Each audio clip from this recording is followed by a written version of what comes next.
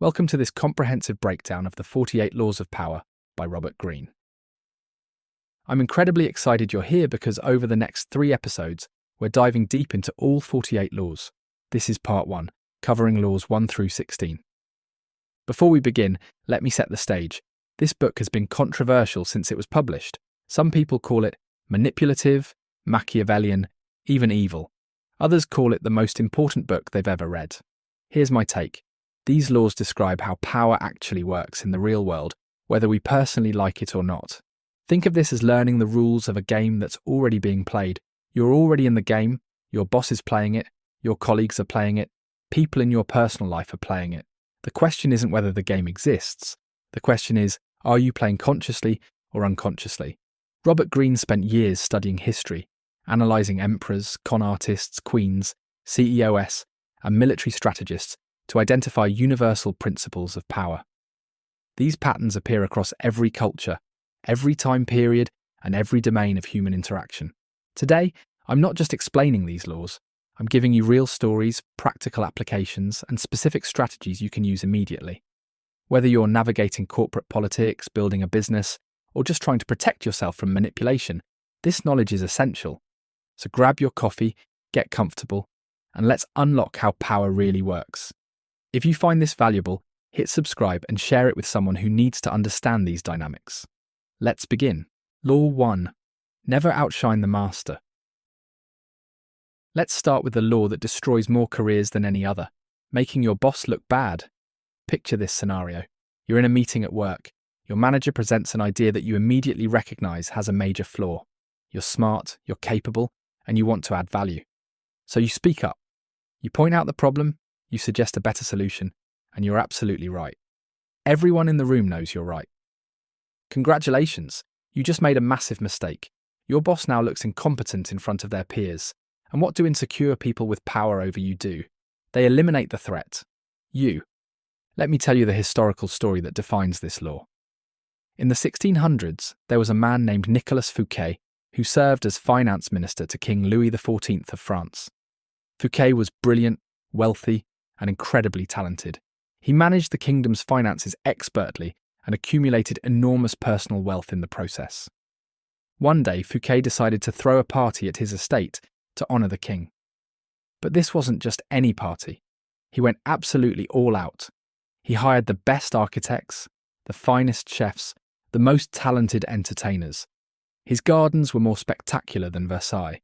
The fountains were more impressive. The food was better. The entertainment was more dazzling. King Louis arrived and was genuinely amazed. He had never seen such magnificence. Here's what Fouquet didn't understand. The king wasn't honoured. He was humiliated.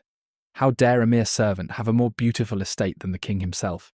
How dare Fouquet display wealth that made the king's palace look ordinary? 3 weeks later, Fouquet was arrested on trumped-up charges of embezzlement. He spent the rest of his life, decades, rotting in a remote prison. His crime? Making the king feel inferior. Now you might think this is just ancient history, but this dynamic plays out every single day in modern workplaces. I've seen brilliant junior employees get sidelined because they made their managers look bad in meetings. I've watched talented people get passed over for promotions because they threatened their boss's ego. Here's how to apply this law practically. When you have a great idea, frame it so your boss looks like the genius. Use phrases like, "Boss, I was thinking about what you mentioned last week, and it inspired this approach."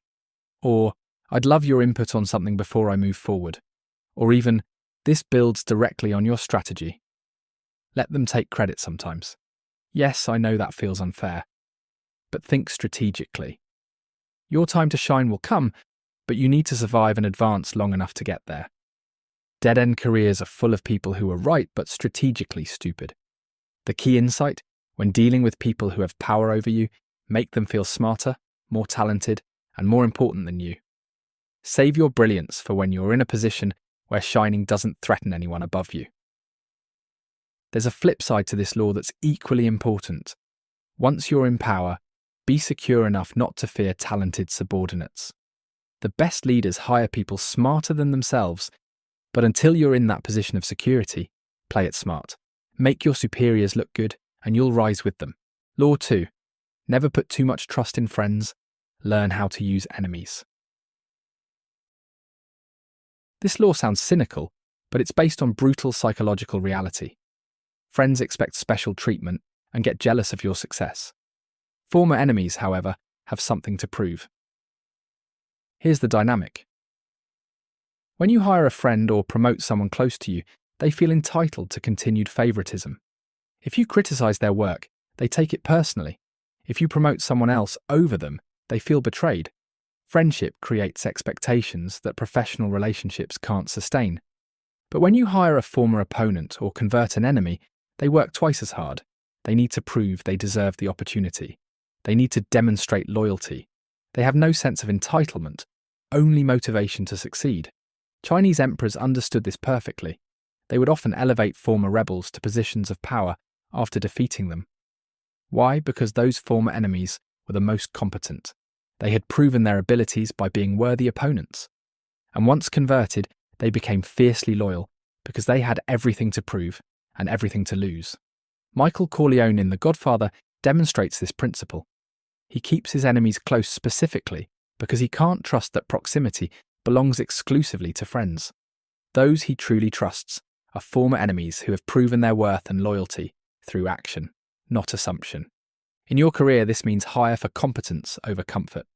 That colleague you've clashed with might make a better team member than your college buddy. The person who challenged you in meetings might be exactly who you need on your side.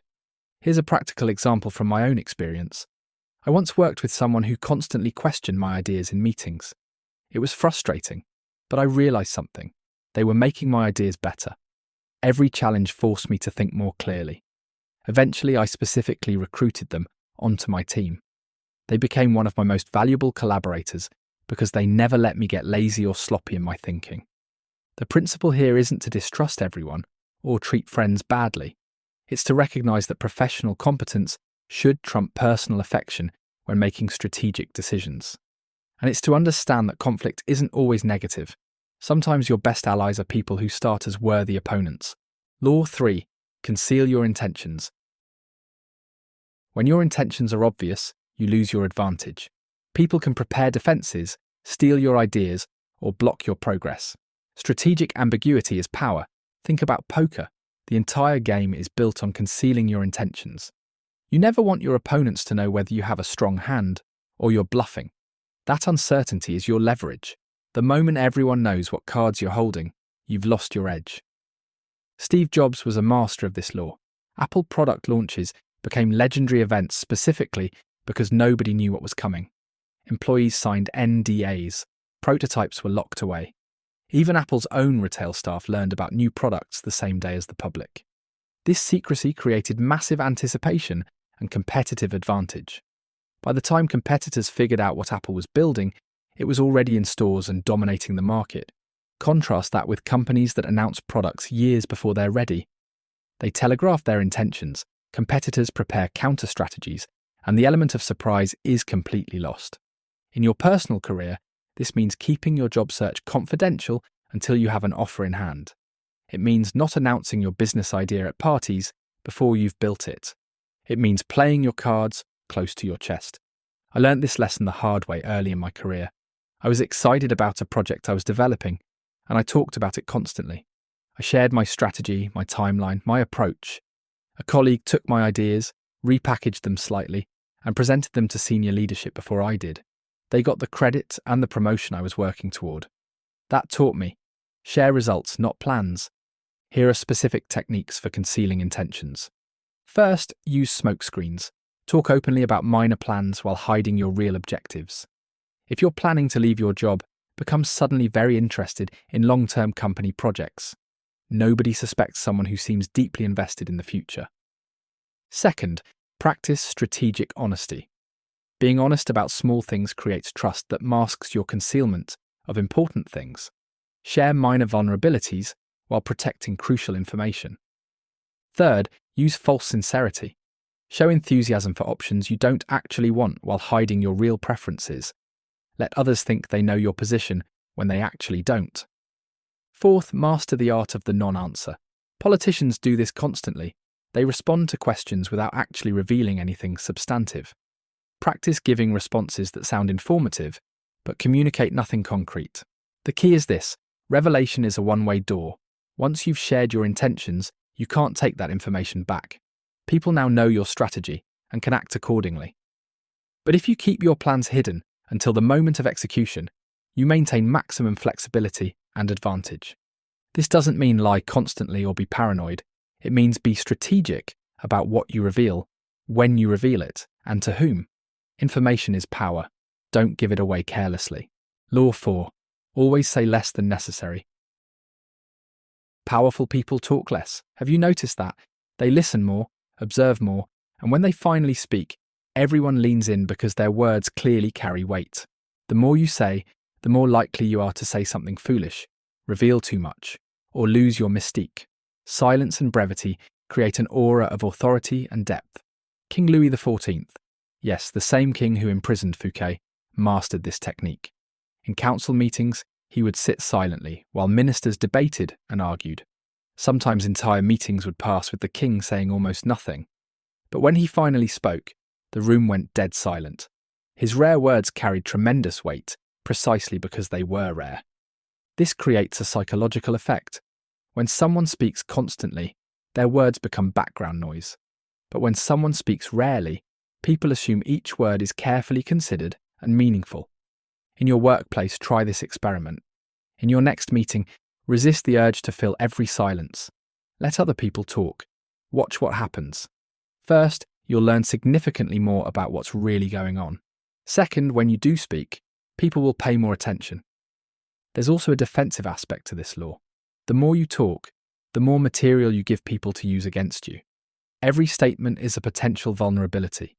Every opinion is something someone can attack or twist. Think about job interviews. Nervous candidates often ramble, providing far more information than necessary. They talk themselves out of jobs by revealing doubts, oversharing about previous conflicts, or simply boring the interviewer. The confident candidate answers directly and briefly, then stops talking. The technique is simple. Answer the question asked, then close your mouth. Don't elaborate unless specifically requested. Don't fill awkward silences. Let the other person be uncomfortable with the silence. They'll often fill it by revealing information you can use. There are moments to violate this law, when you need to inspire, persuade, or build connection.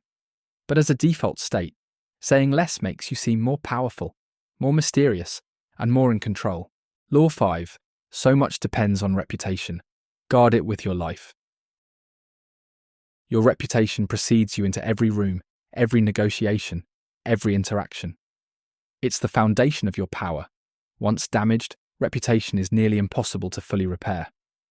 Warren Buffett famously said, "It takes 20 years to build a reputation and 5 minutes to ruin it." He's absolutely right. One scandal, one public mistake, one moment of poor judgment can destroy decades of careful reputation building. Think about public figures who fell from grace.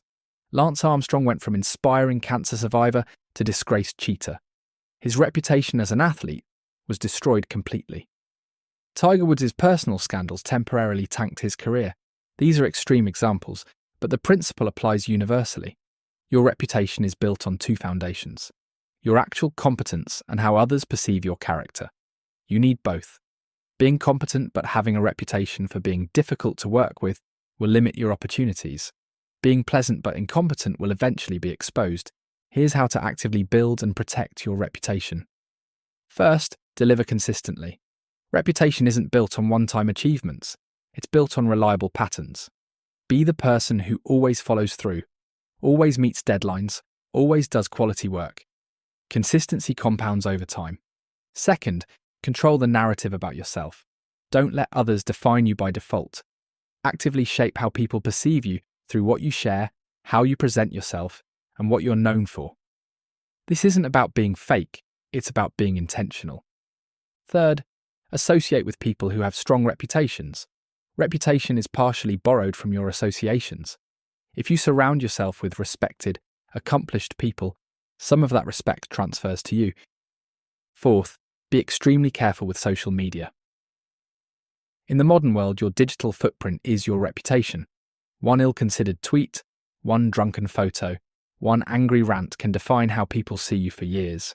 Fifth, address attacks on your reputation immediately and decisively. Don't let false narratives take hold. If someone spreads misinformation about you, correct it quickly and publicly. Silence can be interpreted as admission. Here's the flip side. Attack your enemy's reputation strategically if necessary.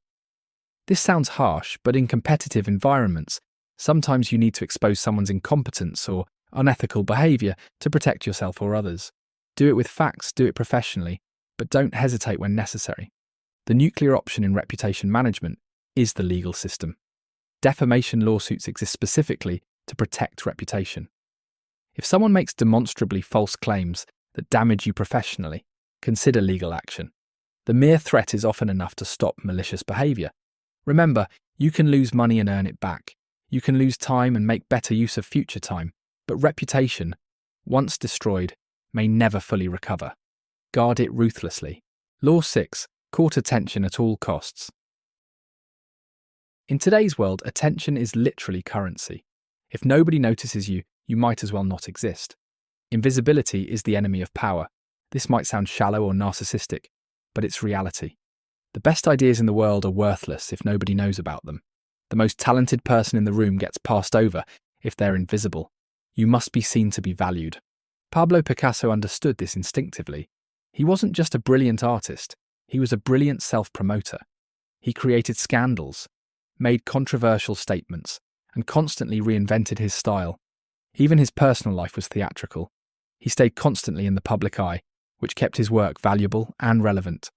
Here's something controversial. Any attention is better than no attention. Even negative publicity can be transformed into advantage if you're strategic. Look at controversial public figures. They understand that being criticized means being remembered. Being discussed, even negatively, keeps you relevant. The worst thing isn't being attacked. The worst thing is being ignored and forgotten. Now, I'm not suggesting you become obnoxious or unethical for attention, but I am saying you need a strategy for visibility. Practically, this means several things. First, share your wins. Post about your achievements on LinkedIn. Speak up in meetings. Volunteer for visible projects. The quiet, humble approach might feel noble, but invisible people don't get promoted. Second, create content if appropriate for your field. Write articles, speak at conferences, contribute to industry discussions. Become known for something specific.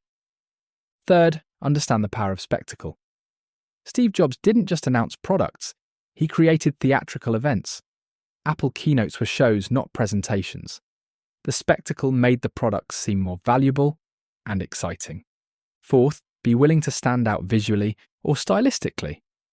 You don't have to be outrageous, but being slightly distinctive helps people remember you. Maybe it's how you dress, how you present, or a signature element of your personal brand. Fifth, leverage controversy strategically. Taking a strong position on industry debates gets you noticed. Just be smart about which battles you choose. Controversy should serve your goals, not undermine them. Here's the balance. You want to be noticed for things that support your professional goals. Random attention is worthless. Strategic attention that reinforces your expertise and value is golden. The modern challenge is that we're drowning in content and information. Standing out requires either exceptional quality or exceptional distinctiveness. Ideally both. Study people who command attention in your field and analyze what makes them visible. Remember, opportunities go to people who are known, not necessarily people who are best. Become known. Law 7. Get others to do the work for you, but always take the credit. This law sounds ruthless, but it's actually just how leadership works. Your value isn't in doing everything yourself. It's in orchestrating the bigger picture and taking responsibility for results. Thomas Edison had teams of inventors working for him. They did the actual technical work, the experiments, the problem solving, but Edison's name went on the patents. He was the face of the innovation. Was this unfair? Maybe. But Edison understood that his role was vision and orchestration, not execution. Think about movie directors. Steven Spielberg doesn't act, operate cameras, or compose music. But when a Spielberg film wins Oscars, he gets the credit because he orchestrated the entire vision. That's leadership. In your career, this means learning to delegate effectively. As you advance, your job becomes less about doing tasks and more about ensuring tasks get done well. You're the architect, others are the builders. Here's the nuanced approach. Publicly acknowledge your team while privately positioning yourself as the driving force. Say, "We accomplished this in presentations," but make sure everyone knows you led the effort. Give credit generously while maintaining your position as the leader. The key is using other people's expertise while maintaining perception that you're the essential element. CEOs do this constantly. They have entire departments doing actual work, but the CEO is the face of company success. Learn to identify people who are more skilled than you in specific areas and leverage their abilities. Your job is synthesis and strategy, not doing everything yourself. Law 8. Make other people come to you. Use bait if necessary. When you force others to act, you control the situation. The person who seems less desperate, less eager, less needy, holds the power. Napoleon understood this militarily. He would bait enemy armies into attacking on ground he had chosen, where he had prepared defences. By making them come to him, he controlled the terms of engagement. In negotiations, this means never seeming desperate. When you're the one chasing, calling repeatedly, following up constantly, showing obvious eagerness, you lose leverage. But when the other party is pursuing you, you can dictate terms. This is why companies make you wait after job interviews. They want to see if you'll chase them desperately or if you have options and patience. The candidate who has other opportunities and doesn't seem desperate becomes more attractive. Practically, in sales, in dating, in career negotiations, the person who appears to have options and isn't chasing holds the power. Create the perception of demand and scarcity around yourself. The bait element means offering something desirable that makes others pursue you. This could be expertise they need, connections you have, or simply the mystery and challenge of someone who isn't easily available. Law 9. Win through your actions, never through argument. Arguments create resentment even when you win. The person you defeated in debate doesn't feel enlightened. They feel humiliated and resentful. Demonstration is more powerful than explanation. Show, don't tell. Prove your point through results rather than rhetoric. Galileo learned this the hard way. He had proof that Earth orbited the Sun, but he insisted on publicly arguing with the Catholic Church. The result? He spent his life under house arrest. If he had demonstrated his findings quietly, let others come to the conclusion naturally, he might have changed scientific understanding without persecution. In your workplace, don't waste time arguing about whether your approach is better.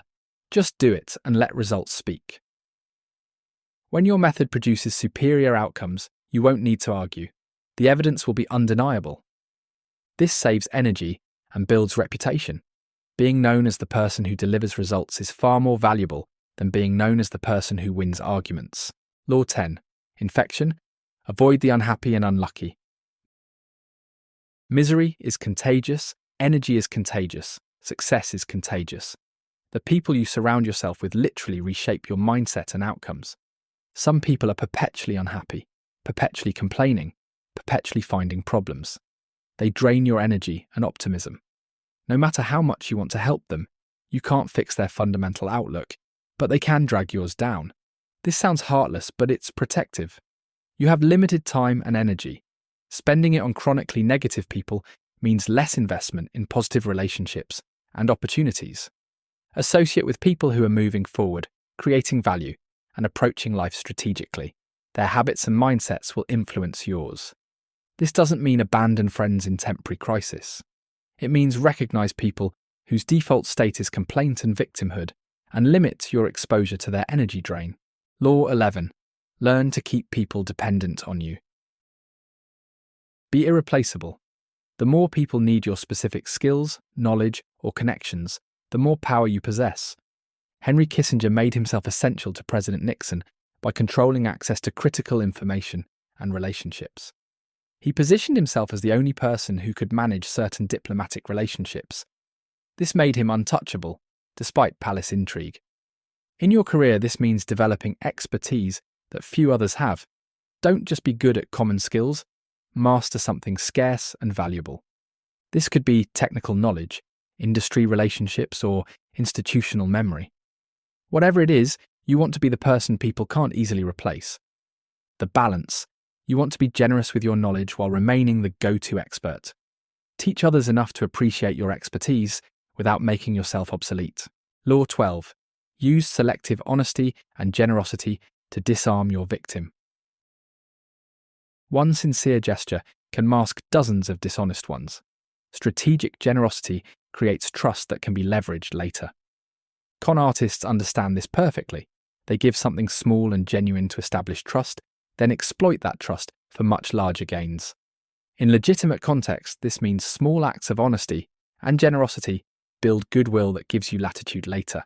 Help someone genuinely when they need it, and they'll be more forgiving when you need something from them. The key is timing and selection. Don't be generous constantly. You'll be taken for granted. Be strategic. Help people when it's unexpected and when it creates meaningful impact. That disproportionate positive impression gives you social capital to use strategically. Law 13. When asking for help, appeal to people's self-interest, never to their mercy or gratitude. People don't help because they should. They help because they want something. Frame your requests around what's in it for them. Never say you owe me or please help me out. Say, here's how this benefits you, or this is an opportunity for you too. Think about it. When someone asks for a favour based on past help, you feel obligated and resentful. But when someone shows you how helping them actually helps you, suddenly it feels like an opportunity rather than a burden. In fundraising, successful pitches never appeal to charity. They appeal to vision, impact, or return on investment. Help change the world is more compelling than please donate. Practice framing every request in terms of mutual benefit. What does the other person get from helping you? Make that the focus of your pitch. Law 14. Pose as a friend, work as a spy. Every conversation is an opportunity to gather intelligence. Ask questions, listen carefully, and reveal little while learning much. The best intelligence gathering doesn't feel like interrogation. It feels like friendly conversation. People share willingly when they feel comfortable and when attention is focused on them. Use seemingly casual questions to understand people's motivations, weaknesses, and plans. What's keeping you busy these days? Can reveal work stress, project timelines, and political dynamics. The key is active listening. Most people are so focused on what they want to say next that they don't truly hear what others reveal. Listen with strategic attention. This isn't about being fake or manipulative in friendships. It's about being strategic in professional relationships and competitive contexts. Law 15. Crush your enemy totally. Half measures create future enemies who return stronger. If conflict is unavoidable, resolve it completely. Julius Caesar showed mercy to many enemies. Several of those same people later joined the conspiracy that assassinated him. His mercy became his downfall. In modern context, this doesn't mean destroy people's lives. It means resolve conflicts completely, rather than leaving loose ends that fester. If you're leaving a toxic job, leave professionally, but completely. Don't stay half-connected through social media or occasional contact. Clean break. If you're ending a business partnership, settle everything clearly in writing. No ambiguity that creates resentment. The principle: finish what you start. Incomplete victories create problems that return at the worst possible moment. Law 16. Use absence to increase respect and honour. The more available you are, the less valuable you seem. Scarcity creates value. When you're always available, always responding immediately, always ready to help, people take you for granted. Your presence becomes background noise rather than valued event. Strategic absence makes your presence more impactful. Don't always be the first to respond to emails. Don't attend every single meeting.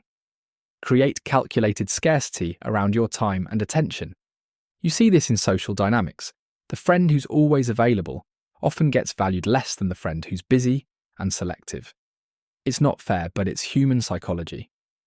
For your personal brand, this translates to limited releases, exclusive access, VIP experiences, anything that leverages scarcity principle. The balance is crucial. You can't disappear completely. That makes you irrelevant. But strategic, calculated unavailability increases your perceived value significantly. Law 17. Keep others in suspended terror. Cultivate an air of unpredictability. 6 minutes. Being predictable makes you controllable. When people can anticipate your reactions and responses, they can manipulate you, prepare defenses against you, or simply ignore you because you hold no surprises. Unpredictability creates anxiety, and anxiety creates attention and respect. When people don't know how you'll react, they treat you more carefully. They can't take you for granted. Think about the most powerful leaders in history. Many of them were fundamentally unpredictable. You never quite knew what they'd do next. This kept advisors, allies, and enemies constantly on edge. Bobby Fischer, the chess champion, was famous for his unpredictable behaviour. He'd show up late to matches, make unusual demands, and play unconventional strategies. His opponents couldn't prepare properly because they never knew what version of Fischer would appear. This psychological warfare gave him a huge advantage beyond his pure chess skill. In your professional life, this doesn't mean be erratic or crazy. It means don't be so predictable that people stop paying attention to you. Occasionally do something unexpected. Break your patterns. React differently than people anticipate. If you always say yes to requests, occasionally say no. If you're always serious in meetings, occasionally make a joke. If you typically follow protocol, occasionally skip it. These deviations from pattern make people recalibrate how they think about you. The psychological mechanism is simple. Humans are pattern recognition machines. We unconsciously categorize people based on their patterns and then stop actively analyzing them. When you break your pattern, you force people to pay fresh attention. Here's a practical example. I once worked with a manager who had a completely predictable management style. Weekly check-ins on Monday, feedback on Friday, monthly reviews. Everyone tuned out because it was all routine. Then one month he randomly scheduled individual meetings with everyone on Wednesday, no agenda provided. Everyone was suddenly anxious and attentive. He didn't change anything substantively, but breaking the pattern created renewed attention. The key is balance. You want to be reliably competent in your core responsibilities while being unpredictable in your style and approach. People should trust your ability while being uncertain about your methods. Don't be so erratic that you seem unstable. That destroys credibility. But don't be so predictable that people stop thinking about you. Find the balance where people know you're capable, but never quite sure what you'll do next. Law 18. Do not build fortresses to protect yourself. Isolation is dangerous. Some people respond to threat by withdrawing. They build metaphorical fortresses around themselves, cutting off contact, trusting no one, staying isolated and safe. This is one of the most dangerous mistakes you can make. Isolation cuts you off from crucial information, potential allies, and new opportunities. It makes you vulnerable, not safe. The isolated person becomes irrelevant and, paradoxically, easier to attack because they have no support system. History is full of rulers who isolated themselves and paid the price. They surrounded themselves with yes-men, stopped hearing honest feedback, and lost touch with reality. Eventually, their kingdoms collapsed because they were making decisions based on filtered, incomplete information. Think about Howard Hughes in his later years. He became increasingly paranoid and isolated, eventually living in sealed hotel rooms, cutting off contact with almost everyone. His isolation didn't protect him. It made him vulnerable to manipulation by the few people who still had access to him. His business empire began to crumble. Modern CEOs can fall into this trap too. They surround themselves with sycophants who only tell them what they want to hear. They stop listening to customers, employees, or market signals. They create bubble environments where their worldview is never challenged, and eventually their companies suffer because they're making decisions disconnected from reality. The solution is the opposite of isolation. Stay radically connected. Network constantly. Be visible in your industry and your community. Maintain diverse relationships across different levels and domains. This doesn't mean trust everyone or be naive. It means stay engaged and informed, have coffee with people regularly, attend industry events even when you don't feel like it. Maintain relationships proactively, not just when you need something. Information flows through networks. If you're isolated, you're operating on limited, stale information. But if you're well connected, you hear about opportunities before they're public. You get warnings about threats before they manifest, and you have people who can help when you need support. Even introverts need to fight this tendency. Yes, networking is exhausting. Yes, maintaining relationships takes energy. but isolation is more dangerous than the discomfort of staying connected. Here's a practical system. Identify 20 key relationships that matter to your career or business. Make contact with each of them, at least quarterly. It doesn't have to be elaborate. A quick email, a brief call, a coffee meeting. Just maintain the connection so it doesn't go cold. The fortress mentality, building walls, trusting no one, staying isolated, might feel safe in the moment, but it's strategically suicidal.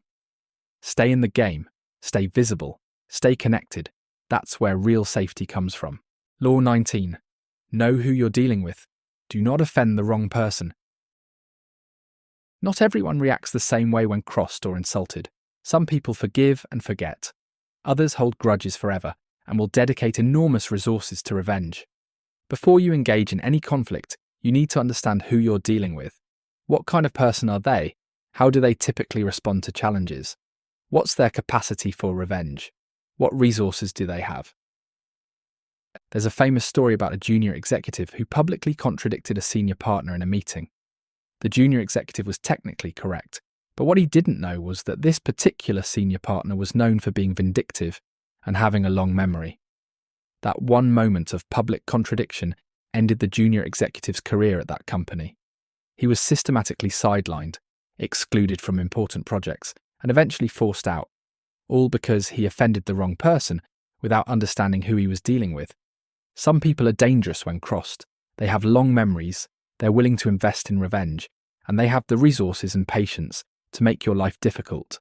Other people are more forgiving or simply don't care enough to pursue conflict. Before any confrontation, do your homework. Ask around. Understand the person's reputation. Know their history. Are they known for being vindictive? Do they hold grudges? How have they responded to past conflicts? This also applies to recognizing different personality types. Some people are prideful and react explosively to any perceived disrespect. Others are insecure and react defensively to criticism. Still others are calculating and will wait months or years for the perfect moment to retaliate. The strategic approach is tailored response. With forgiving people, you can be more direct. With vindictive people, avoid conflict entirely or ensure you have overwhelming advantage before engaging. With prideful people, never publicly challenge their ego. With insecure people, offer reassurance and never threaten their position. One practical technique: before any potentially contentious interaction, ask yourself, what's the worst this person could do if I offend them? If the answer is ruin my career or become a permanent enemy, then recalibrate your approach. The principle here isn't to be paranoid or never take stands. It's to choose your battles wisely and understand the potential costs before engaging. Some victories aren't worth the enemy you make in achieving them. Law 20. Do not commit to anyone. Independence is power. The moment you fully commit to one side, one faction, one person, you lose your leverage and flexibility. Switzerland stayed neutral through both world wars while Europe tore itself apart. That neutrality allowed Switzerland to maintain relationships with all sides, continue banking and commerce, and emerge from the wars wealthy and intact while other nations were devastated. In corporate politics, this means don't fully align yourself with one faction or executive. Maintain cordial relationships across different groups. Don't burn bridges with anyone unless absolutely necessary. Stay diplomatically neutral in internal conflicts. The person who commits early to one side often goes down with that side when the power balance shifts. But the person who maintains relationships with everyone has options regardless of who wins. This doesn't mean have no principles or loyalty. It means maintain strategic flexibility until you absolutely must commit. And even then, don't commit so completely that you have no exit strategy. Think about how savvy politicians operate. They'll speak positively about multiple potential candidates, maintain relationships with different wings of their party, and avoid fully committing until they see which way the wind is blowing. This flexibility allows them to back winners and distance themselves from losers. In your career, this translates to several practices. First, don't join office cliques too completely. Be friendly with everyone, but fully aligned with no one. Second, when senior leaders are in conflict, don't take visible sides unless forced.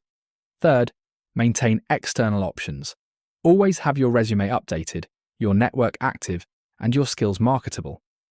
The extreme version of this is being openly mercenary, working for whoever pays most, switching loyalties easily, maintaining no permanent allegiances. Most people don't want to be this transactional, and that's fine. But even if you value loyalty, maintain enough independence that you're not completely dependent on any single relationship or organization. Here's the balance.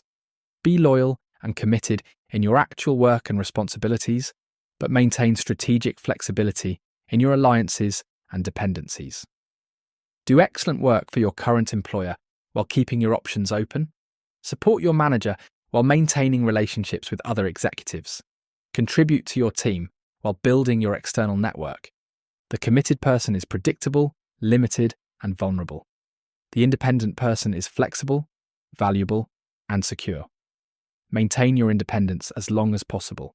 Law 21. Play a sucker to catch a sucker. Seem dumber than your mark. When you make people feel smarter than you, they lower their guard, they become overconfident, they underestimate you, and they reveal information they wouldn't share with someone they viewed as a threat. The television detective Columbo built an entire career on this technique. He played the bumbling, confused investigator who seemed harmless and slightly stupid. Suspects relaxed around him, thinking they were smarter than this awkward detective. They talked freely, made mistakes, and revealed incriminating information, all because they underestimated him. In reality, Columbo was brilliant, but by appearing less intelligent, he got suspects to incriminate themselves willingly. They didn't realize they were being played until it was too late. This technique works in negotiations, in sales, in corporate politics, and in competitive situations. When the other side thinks you're less sophisticated than you are, they reveal their strategies, they make assumptions that benefit you, and they don't prepare adequate defenses. I once watched a startup founder use this technique brilliantly in investor meetings. He would play slightly naive, asking seemingly basic questions, appearing uncertain about business fundamentals. Investors would relax and start explaining things condescendingly. In the process, they'd reveal exactly what they were looking for, what their concerns were, and what terms they'd accept. By the end, he had perfect information to craft his pitch and negotiate favourable terms, all because he seemed less sophisticated than he was. The key is subtlety. You can't play dumb about everything. That just makes you actually seem incompetent. Instead, be selectively naive about specific things that cause your target to explain more than they intended. Ask questions you already know the answers to. Express uncertainty about things you actually understand. Let others explain concepts to you that you've already mastered. In their eagerness to educate or impress you, they'll reveal useful information. This also protects you from being seen as a threat. In competitive environments, the person who seems brilliant and ambitious gets watched carefully. But the person who seems pleasant and unassuming flies under the radar. They can make strategic moves without triggering defensive reactions from more established players. The technique requires ego management. You have to be secure enough to let others think they're smarter than you. Many people can't do this. Their ego requires constant demonstration of intelligence. But if you can subordinate ego to strategy, appearing less intelligent than you are becomes a powerful tool. Law 22. Use the surrender tactic. Transform weakness into power. Sometimes the best strategy is apparent surrender. When you can't win directly, give the appearance of giving up. This disarms your opponent, conserves your strength, and creates opportunities for future action. Japan surrendered unconditionally in 1945 after atomic bombs destroyed 2 cities. Total defeat, right? But look what happened over the next decades. Japan rebuilt, focused on economic development instead of military power, and became one of the world's wealthiest nations. They surrendered the battle, but won the larger war for prosperity and influence. The surrender tactic works because it removes you as an immediate threat. Your opponent relaxes, stops watching you as carefully, and may even feel magnanimous enough to help you. Meanwhile, you're conserving resources, learning, and preparing for eventual return to power. In workplace conflicts, this might mean publicly accepting someone's decision while privately preparing alternative approaches. It might mean appearing to drop a contentious project while actually developing it quietly.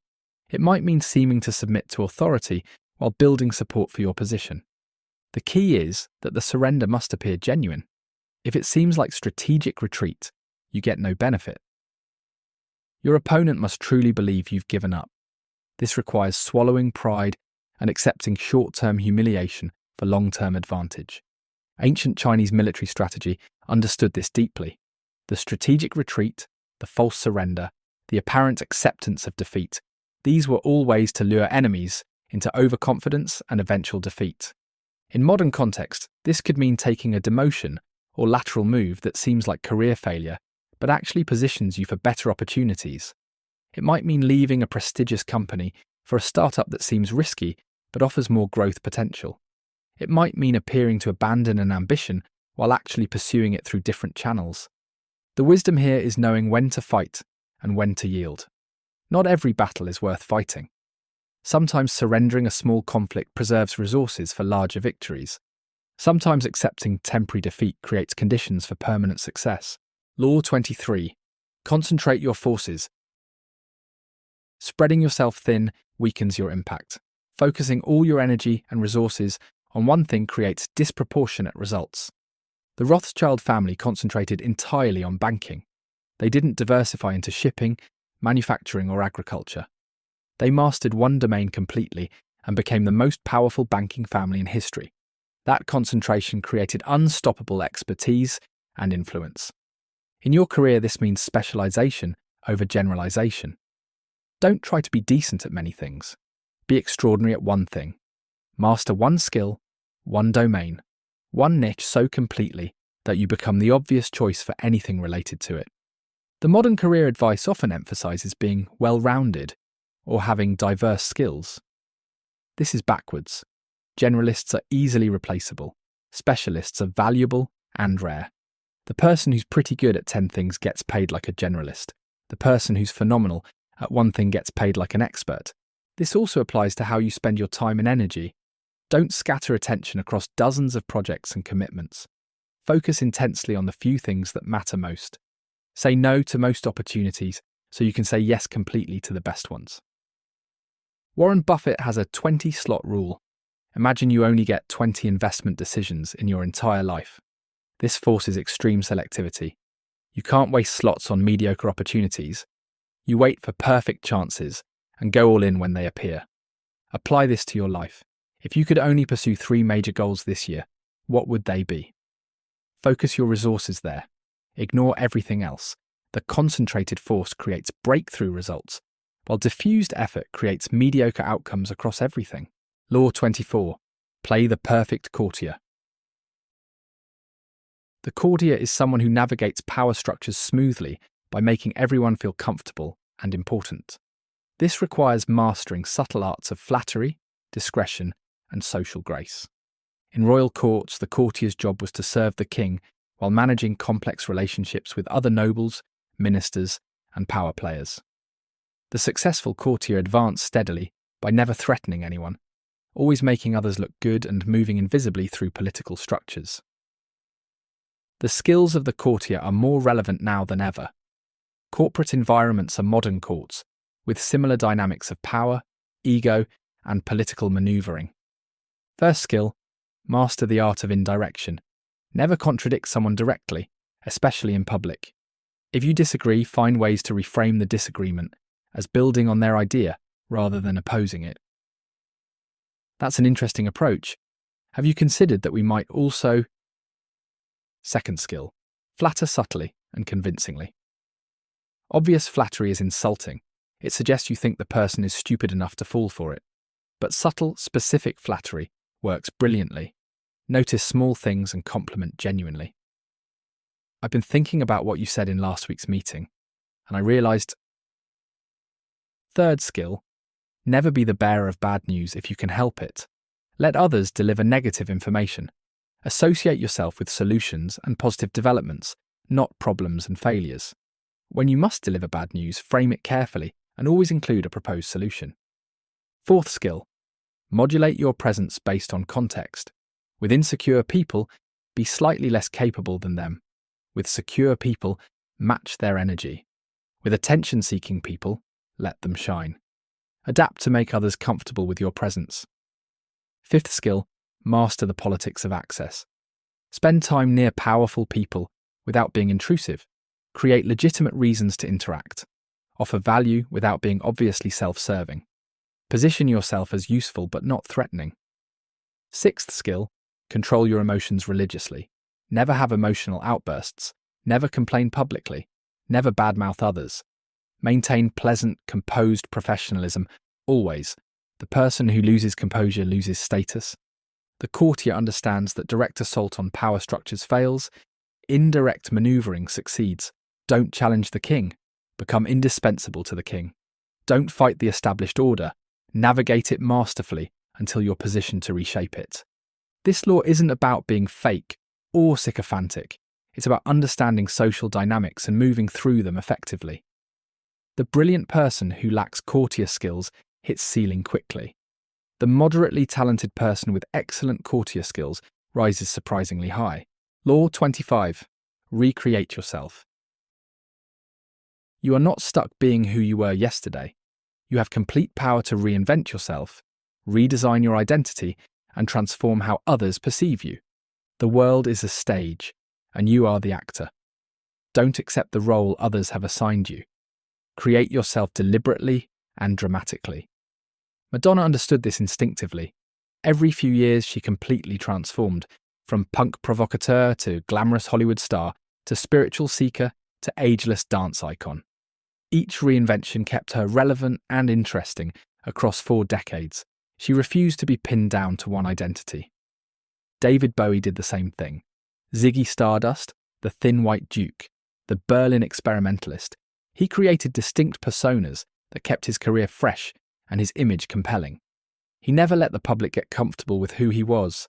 The psychological principle: humans categorize each other quickly and then stop actively analyzing.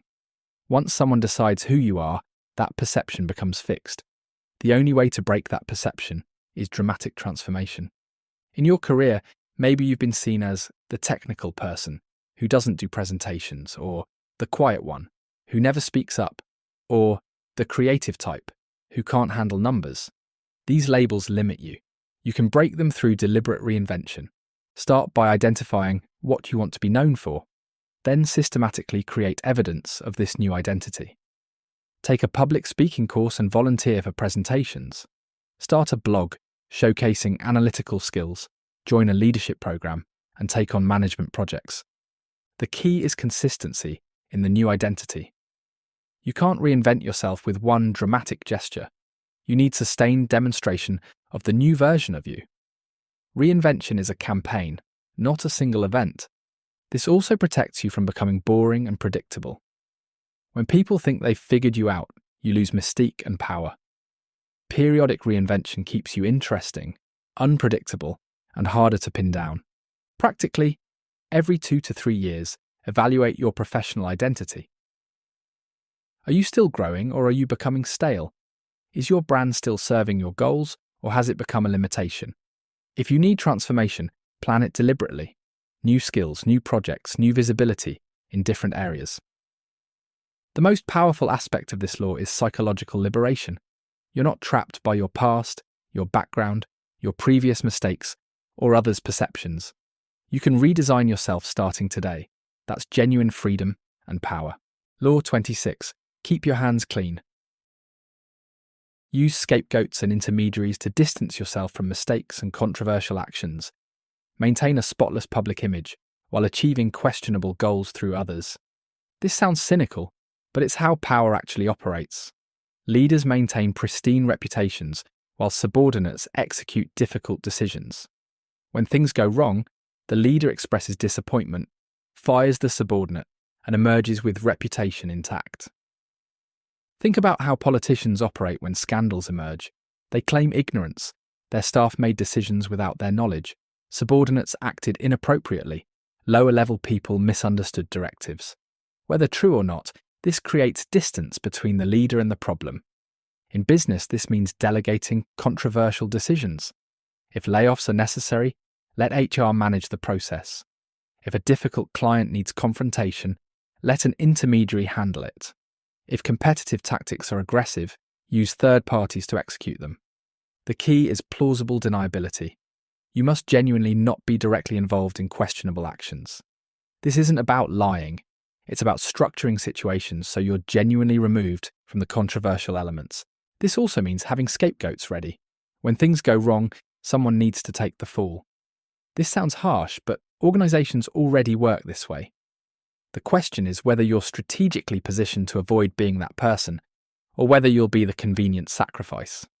Protect your reputation by staying 2 degrees removed from anything potentially damaging. Let others handle the dirty work, while you remain the visible face of integrity and competence. Law 27. Play on people's need to believe to create a cult-like following. Humans desperately want to believe in something bigger than themselves, a cause, a vision, a movement, a leader. This is fundamental psychology. We're tribal creatures seeking belonging and meaning. Smart leaders don't sell products or services, they sell belief systems and identities. They create movements that people want to join, not just transactions people want to complete. Apple is the perfect modern example. It's not a technology company, it's a belief system about creativity, innovation, and thinking differently. Apple users don't just buy phones and computers, they buy membership in an identity. They see themselves as creative, sophisticated, and distinct from the masses using inferior products. How did Apple create this? Through several techniques that you can apply. First, create a clear us versus them dynamic. Apple users are creative individuals, PC users are corporate conformists. This tribal distinction makes belonging to Apple feel like joining an elite group. Second, use language that's inspiring, but vague enough that people project their own meaning onto it. Think different doesn't mean anything specific. It means whatever you want it to mean. That ambiguity is powerful. Everyone interprets it in their own way and feels personally connected to it. Third, create rituals and symbols. Apple product launches became quasi-religious events. The minimalist design became a symbol of sophistication. These ritualistic and symbolic elements strengthen the sense of belonging to something special. Fourth, position yourself as leading a movement, not running a business. Steve Jobs wasn't selling computers, he was changing the world. That vision elevated every customer into a revolutionary, not just a consumer. You can apply these principles at any scale. If you're building a company, what belief system does it represent? If you're leading a team, what larger purpose does your work serve? If you're building a personal brand, what movement do you represent? People don't follow products or services. They follow visions that make them feel part of something meaningful. Give them that vision, and they'll follow you with cult-like devotion. The ethical line. Use this to inspire genuine positive change, not to manipulate people into actions against their interests.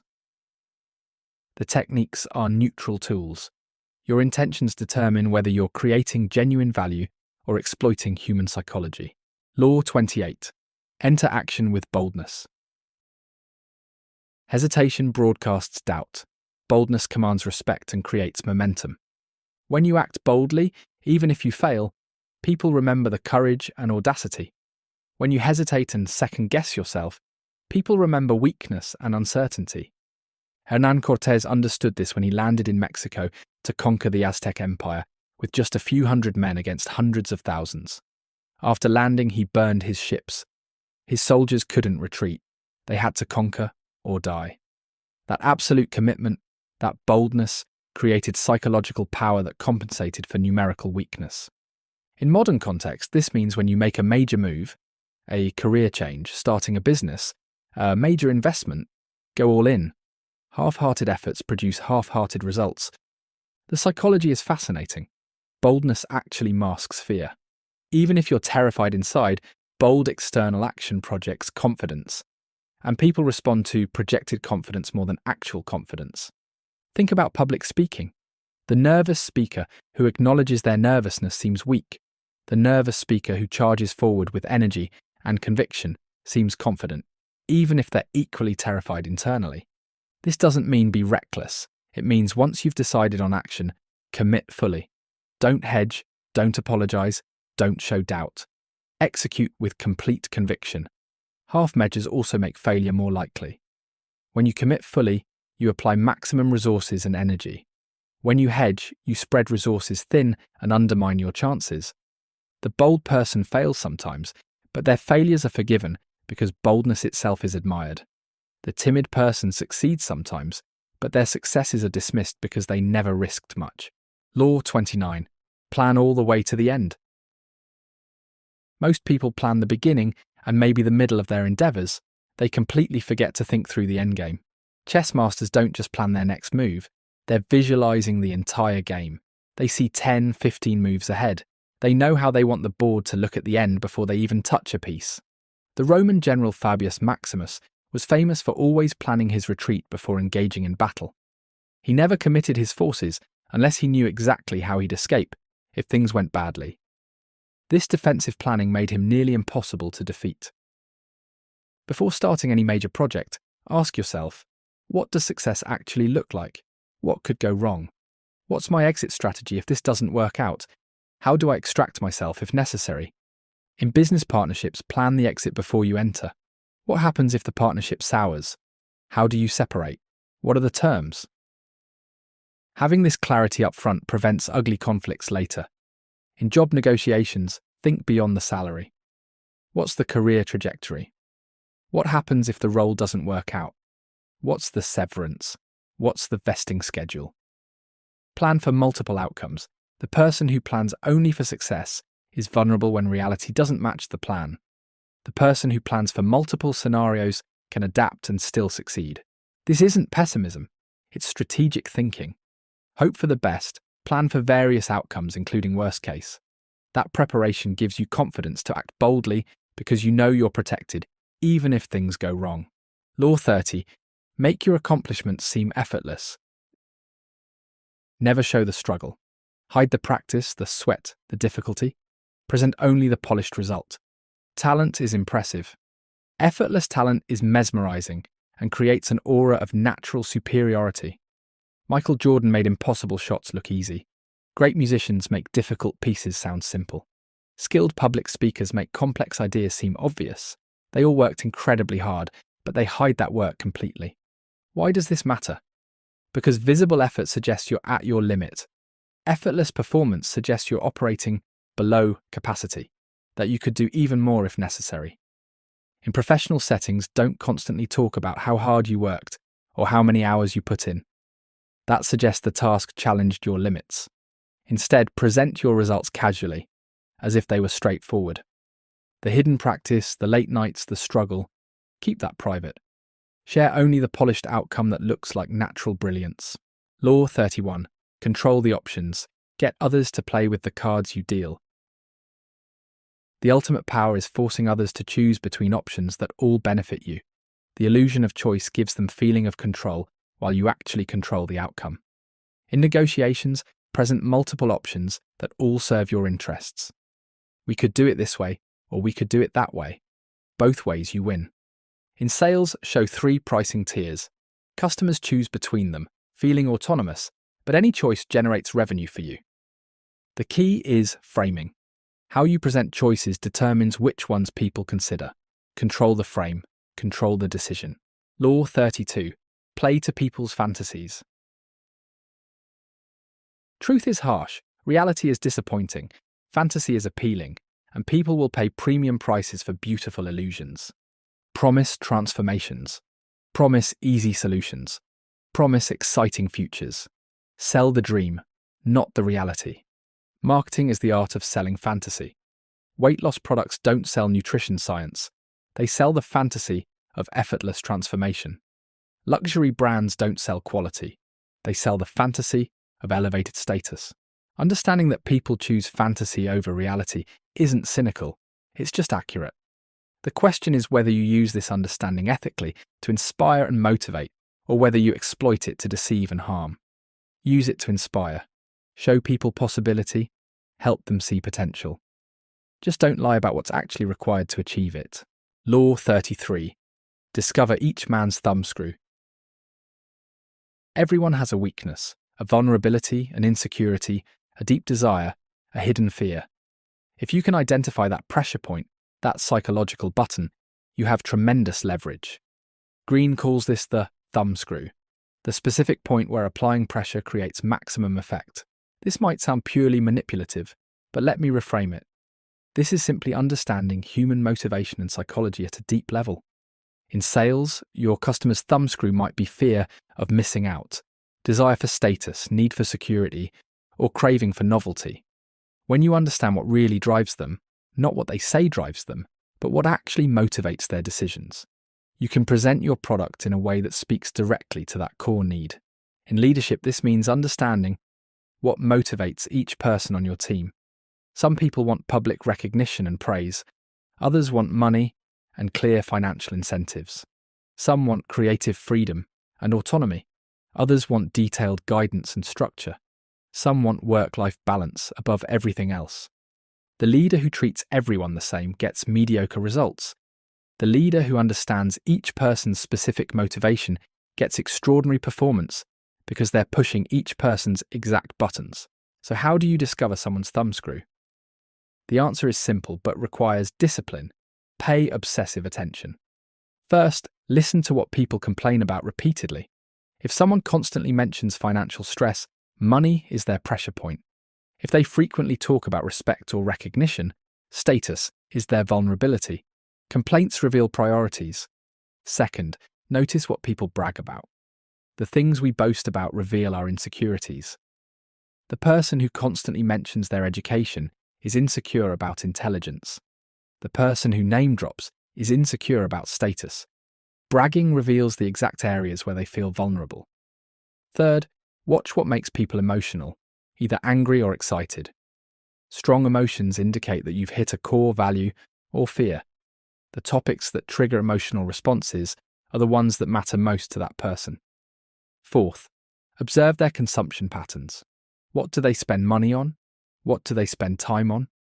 Where attention and resources flow reveals true priorities.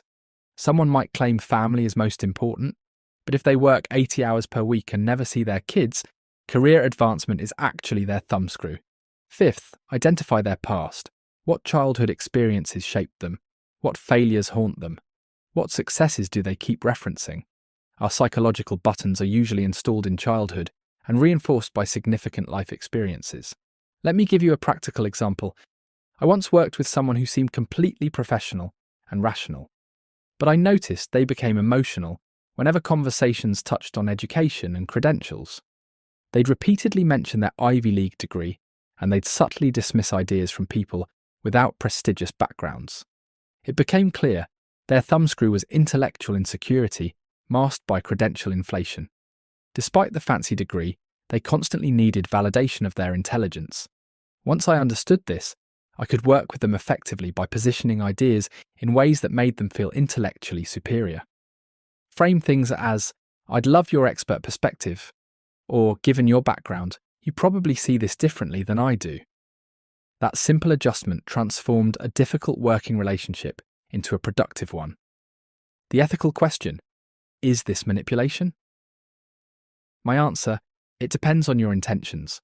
If you're using this knowledge to exploit people for purely selfish gain at their expense, yes, it's unethical. But if you're using it to work more effectively with people, to motivate them towards shared goals, or to communicate in ways they can actually hear, that's just social intelligence. Everyone is manipulating everyone all the time, whether consciously or unconsciously. The question isn't whether to influence people, you're already doing that just by existing. The question is whether you're doing it skillfully and ethically. Understanding people's thumbscrews gives you power. Use that power responsibly. Law 34.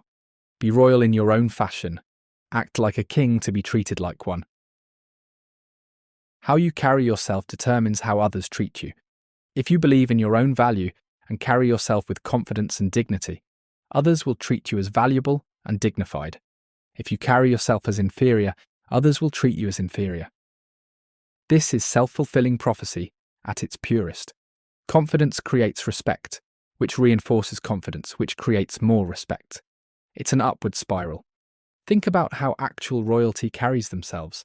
They assume respect. They move through spaces as if they own them. They speak with authority. They don't seek validation. They assume it's already given. And everyone around them reflects that assumption back to them. You can adopt this bearing regardless of your actual status or background.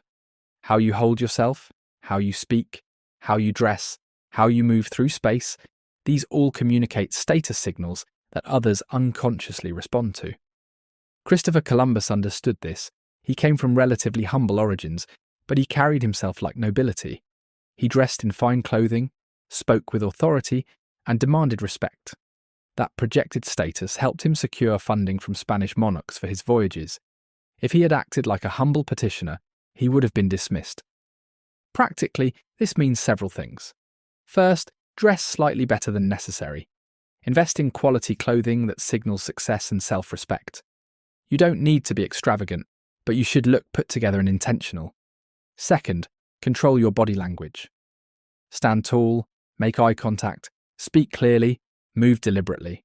Nervous energy, fidgeting, hunched posture. These all communicate low status. Calm, grounded, confident physicality communicates high status. Third, set boundaries and maintain them. Kings don't accept disrespect. They don't tolerate being interrupted, dismissed, or treated poorly. Neither should you. When someone crosses a boundary, address it immediately and firmly. Fourth, be generous from a position of abundance. Kings give gifts, sponsor projects, help others, but always from a position of choice and power, never from desperation or need. Your generosity should feel like benevolence from someone with resources to spare, not like favors from someone seeking approval. Fifth, demand quality in everything associated with you. This doesn't mean being demanding or difficult. It means having standards and maintaining them. The environment you create, the work you produce, the people you surround yourself with, all of it should reflect self-respect and high standards. The crucial element is internal belief. You can't fake this entirely. If you don't genuinely believe in your own value, the performance will feel hollow and eventually crack. The external bearing must be supported by internal conviction. Build that internal conviction through actual achievement.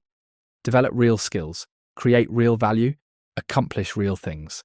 Then let that genuine competence inform your external presentation. You're not pretending to be valuable. You're acknowledging value you've actually created. Act like you deserve respect, and others will give it to you. Act like you're inferior, and others will agree with your assessment. Law 35. Master the art of timing. Never seem in a hurry. Rushing shows desperation, and desperation kills power. Patience is power. Strike when the moment is perfect, not a moment before or after. Warren Buffett waits years, sometimes decades, for the perfect investment. Most of that time he's doing nothing, just watching, learning, waiting. Then when the perfect opportunity appears, he acts decisively with enormous resources. That patience multiplies his effectiveness. There are 3 time-related skills that create power. First, the ability to wait. Most people can't tolerate uncertainty and inaction. They need to do something, anything, just to feel like they're making progress. But often the best move is no move. Wait until conditions are perfect, until you have maximum advantage, until the moment presents itself clearly. In negotiations, the person willing to wait usually wins. They can walk away from suboptimal deals. They can let silence hang until the other side fills it with concessions. They can delay decisions until they have better information. Second, the ability to strike quickly when the moment is right. Patience doesn't mean passivity. It means storing energy and resources until the perfect moment, then exploding into decisive action. Think about predators in nature. A lion might watch a herd for hours, completely still, doing nothing. Then in 3 seconds of explosive action, the hunt is over. That's perfect timing. Long patience followed by immediate, overwhelming action. In your career, this might mean staying in a position for years, building skills and relationships, waiting for the right opportunity. Then when the perfect job opens up, you act immediately and decisively. Your patience has positioned you perfectly, and your quick action ensures you capture the opportunity before anyone else. Third, the ability to recognize the right moment. This is perhaps the most difficult skill. How do you know when timing is perfect? Several indicators suggest good timing. When you have maximum advantage, when your opponent is weakest or distracted, when circumstances align in your favor, when momentum is building naturally, when you have resources and preparation complete. Poor timing looks like acting from desperation, moving before you're prepared, striking when the opponent is alert and strong, going against momentum, having inadequate resources for the campaign. Historical examples abound. Napoleon's genius was partly his sense of timing. He knew when to attack, when to retreat, when to negotiate. His downfall came when he violated his own principles, invading Russia at exactly the wrong moment, when timing was terrible and momentum worked against him. In modern business, timing determines success as much as the idea itself. Launch too early, and the market isn't ready. Launch too late, and competitors have already established dominance. Perfect timing means the market is ready but not yet saturated. The practical challenge is balancing patience with action paralysis. Some people use waiting for perfect timing as an excuse to never act. The solution is preparation. While you wait, prepare obsessively. Gather information, build skills, accumulate resources, develop relationships. Then when the moment arrives, you're ready to execute immediately. Timing is pattern recognition. The more experience you have, the better you become at sensing the right moment. Pay attention to when your actions succeed or fail and analyze the timing factors. Over time, you develop intuition for perfect timing. Law 36. Disdain things you cannot have. Ignoring them is the best revenge. When you acknowledge a problem, you legitimize it. When you react to criticism, you amplify it. When you fight your enemies, you make them relevant. The best response to many attacks is complete indifference. What you ignore withers away from lack of attention. Think about internet trolls. They want reaction. They feed on attention. The person who responds emotionally to trolling gets more trolling. But the person who completely ignores it, the troll loses interest and moves on because they're not getting the reaction they crave. This applies broadly. When a competitor makes aggressive moves, sometimes the powerful response is no response at all. Acting as if they don't even register as a threat sends the message that they're beneath your notice. When someone spreads rumours or criticism about you, sometimes engaging just spreads the rumour further. But if you simply continue performing excellently while completely ignoring the criticism, it dies from lack of fuel. The psychological principle is that desire intensifies when the object seems unattainable or indifferent. By showing that you don't care about something, you actually diminish its power and appeal. In your personal life, this applies to failed relationships, missed opportunities, or things that didn't work out. Don't dwell on them. Don't talk about them constantly. Don't let them occupy mental space. By completely redirecting attention elsewhere, you rob them of power over you. The balance is knowing when to fight and when to ignore. Fight when the stakes are high and the opponent is genuinely threatening. Ignore when the attack is minor, when your response would amplify the problem, or when the critic isn't relevant to audiences you care about. Disdain is power. Indifference is power. Showing that someone or something doesn't even merit your attention is the ultimate dismissal. Law 37. Create compelling spectacles. Visual power overwhelms rational thinking. Symbols, images, and staged events communicate faster and deeper than words or arguments. Humans are visual creatures. We process images 60,000 times faster than text. Memorable visual experiences create lasting emotional impact that rational arguments never achieve. Think about Apple product launches under Steve Jobs. These weren't simple announcements. They were theatrical performances. The dramatic unveiling, the perfect lighting, the collective gasp when the product was revealed. That spectacle made the product seem magical and important. Political leaders understand this. Rallies with thousands of people, dramatic backdrops, powerful imagery, these create emotional connections that policy speeches never could. The visual spectacle bypasses rational analysis and creates direct emotional impact. In your professional context, this means thinking about visual presentation. How do you present your work? Is it in boring text documents, or is it in compelling visual formats? Do your presentations use powerful images and clear graphics, or are they walls of text? The meeting where you present growth in a boring spreadsheet versus the meeting where you display a dramatic, upward trending graph on a giant screen. Which one creates more impact? The information is identical, but the spectacle makes the difference. Create memorable visual moments that people can't forget. These images lodge in memory more permanently than anything you could say. Law 38. Think as you like, but behave like others. Keep your unconventional views private. Blend in externally while thinking differently internally. Appearing too different makes you a target. Galileo insisted on publicly proclaiming the Earth orbited the Sun, contradicting church doctrine. He was right, but that public rebellion got him imprisoned for life. If he had been more diplomatic, sharing his discoveries quietly while conforming publicly, he could have continued his work freely. The lesson: save your rebelliousness for when it actually matters strategically. Most of the time, conforming externally while thinking independently costs you nothing and protects you from unnecessary conflict. In corporate environments, you might have innovative ideas that challenge the status quo. That's valuable. But present them carefully, framed in familiar language, building on existing approaches rather than attacking them. The radical thinker who can't communicate ideas in acceptable ways gets sidelined. The radical thinker who packages new ideas in conventional language gets promoted. Be radical in thought, conventional in presentation, until you have enough power that rules don't constrain you anymore. Law 39.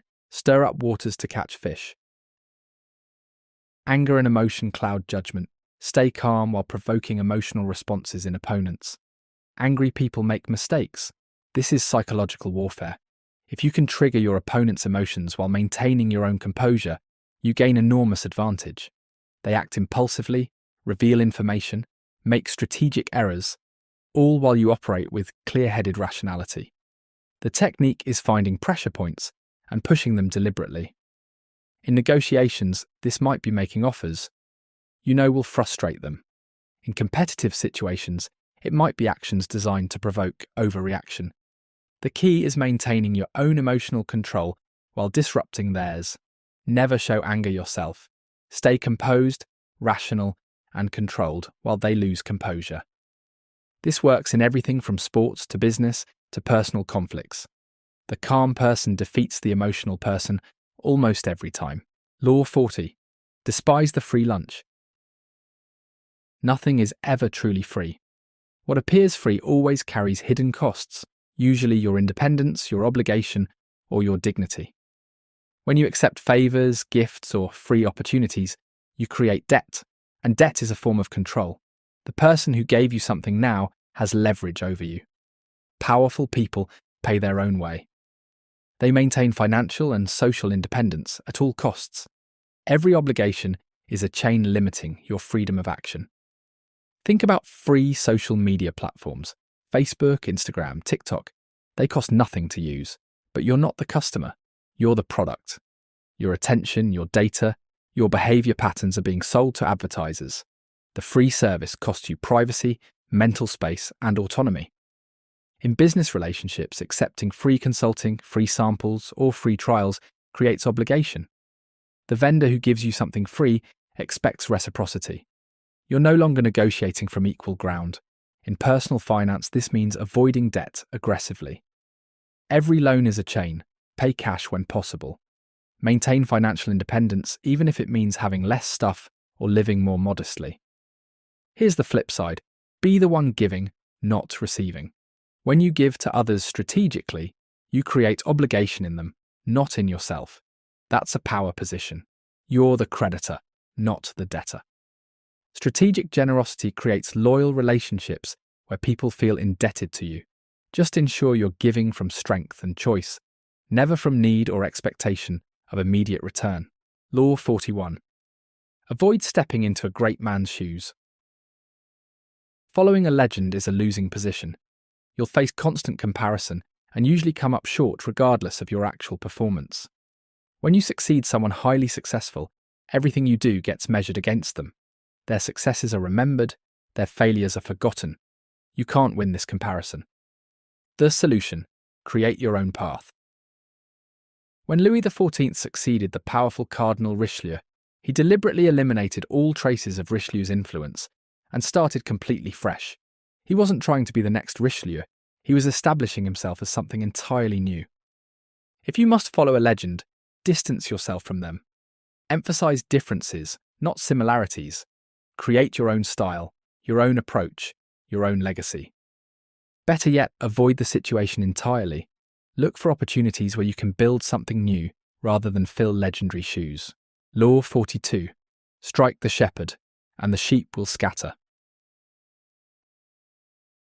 Trouble usually stems from one or two strong individuals. Neutralize the leader and the group typically falls apart. Groups need leadership. Remove the leader, and the group becomes directionless and ineffective. This applies to opposing factions at work, competitive companies, social movements, any organized opposition. Rather than fighting an entire organization, identify the one or two people holding it together. Focus your energy there. Once they're neutralized through superior competition, strategic isolation, or direct confrontation, the rest of the group typically dissolves. This saves enormous energy. Fighting every person is exhausting. Fighting the leader is efficient. The flip side, recognize when you're the shepherd that others might target. Develop redundancy in leadership. Build strong teams that can function without you. Don't make yourself the single point of failure. Law 43. Work on the hearts and minds of others. Coercion creates resentment and resistance. Seduction creates willing followers who think they're acting from their own desires. The most effective power is invisible power, when people do what you want while believing it was their idea all along. This requires understanding psychology deeply. What do people want? What do they fear? What makes them feel good? When you can trigger those emotions and desires, you can guide their decisions without force. In leadership, this means inspiring rather than commanding. People perform dramatically better when they feel emotionally invested in outcomes. Create that emotional investment through vision, through making people feel valued, through connecting their work to larger meaning. In influence, this means framing things so the other person sees benefit for themselves. Don't tell people what to do. Help them see why they want to do it. The heart overrules the head. Emotional appeals are more powerful than logical arguments. Master emotional communication, and you master influence. Law 44. Disarm and infuriate with the mirror effect. Reflect people's behavior and tactics back at them. Mirroring is psychologically disarming because people see themselves and can't argue with their own methods. If someone is passive-aggressive with you, respond with exaggerated politeness that mirrors their fake niceness. They feel the absurdity of their own behavior reflected back and usually back off.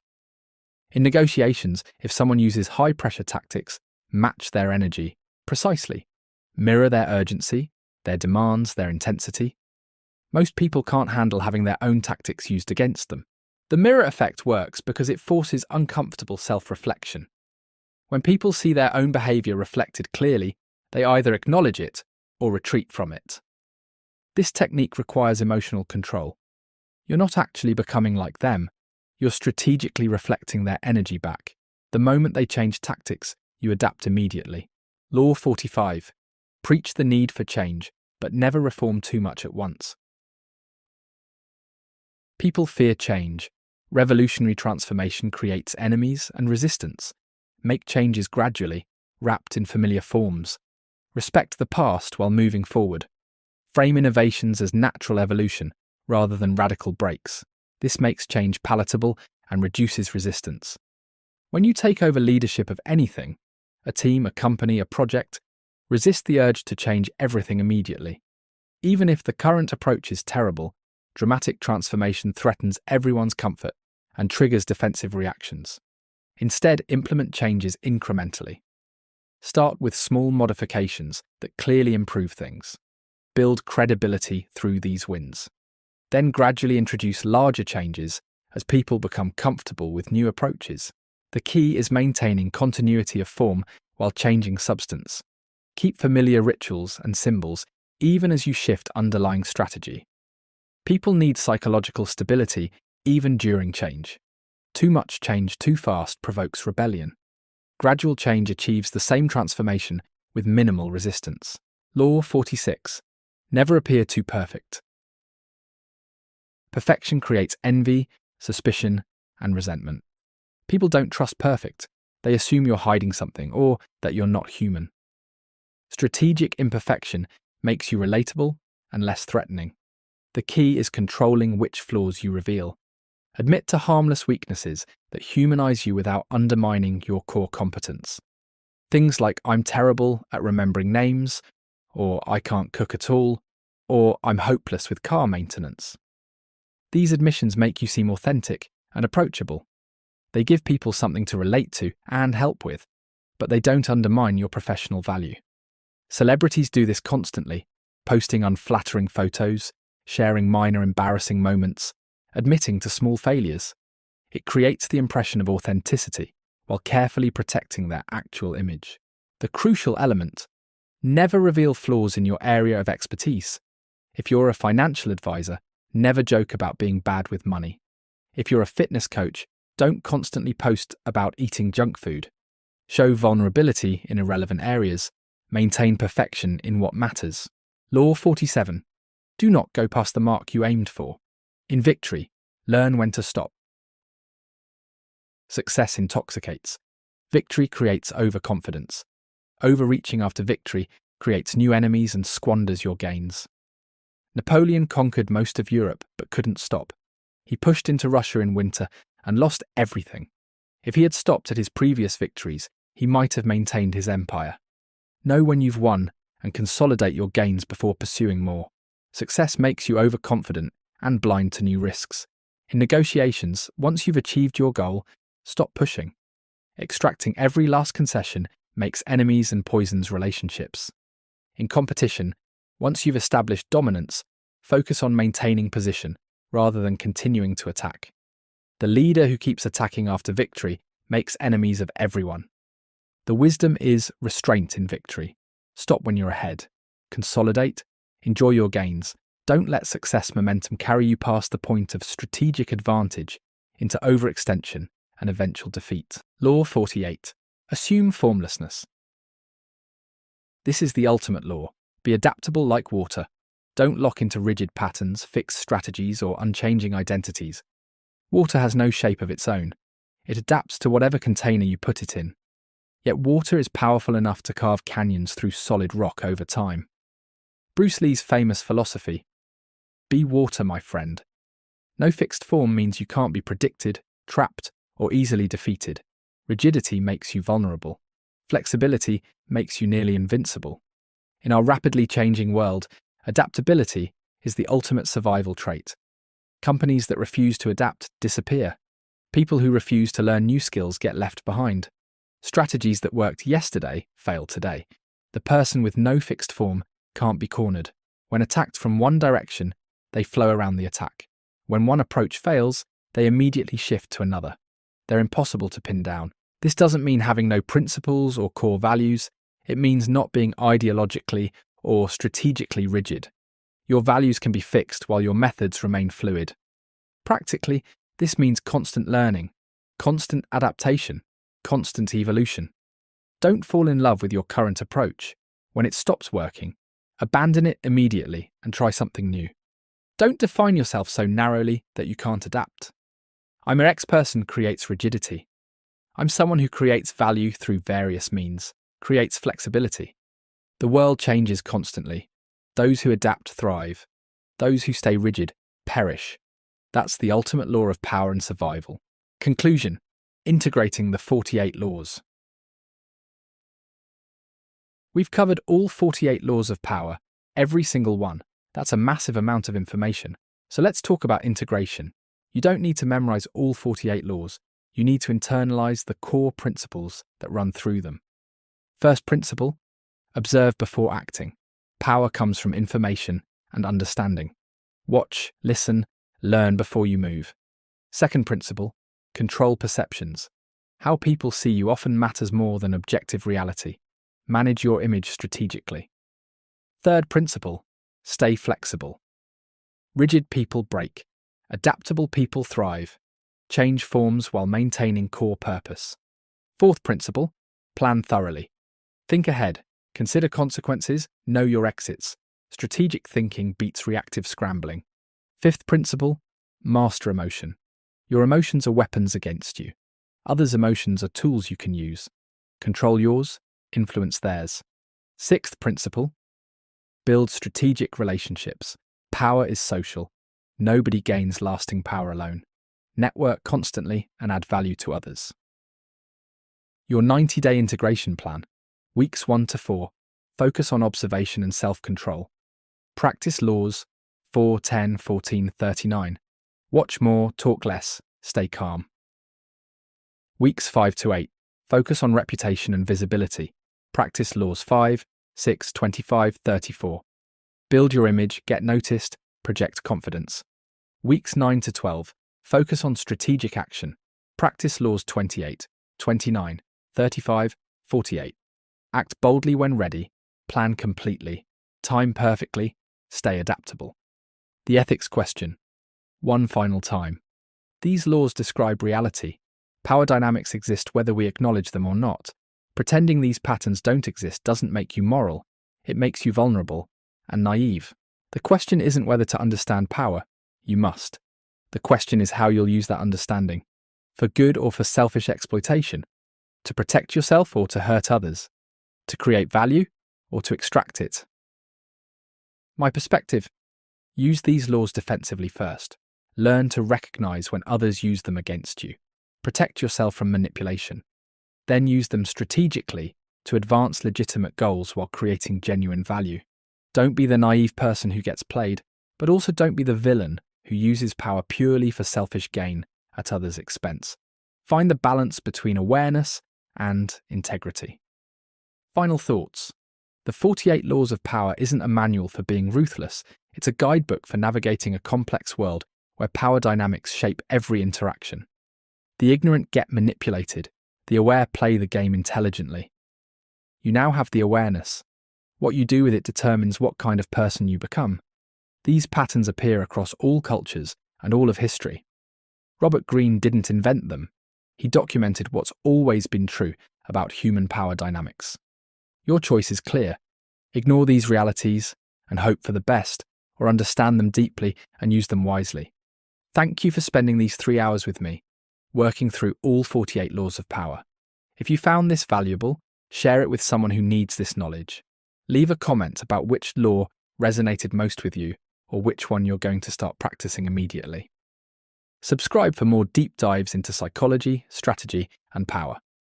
And remember, the game is always being played. The only question is whether you're playing consciously or unconsciously. Now go make strategic moves, stay aware, stay adaptable, stay ethical. Until next time, this has been the complete 48 Laws of Power. Power isn't given to those who ask nicely. It's taken by those who understand how it actually works. You now understand. Go use that knowledge wisely.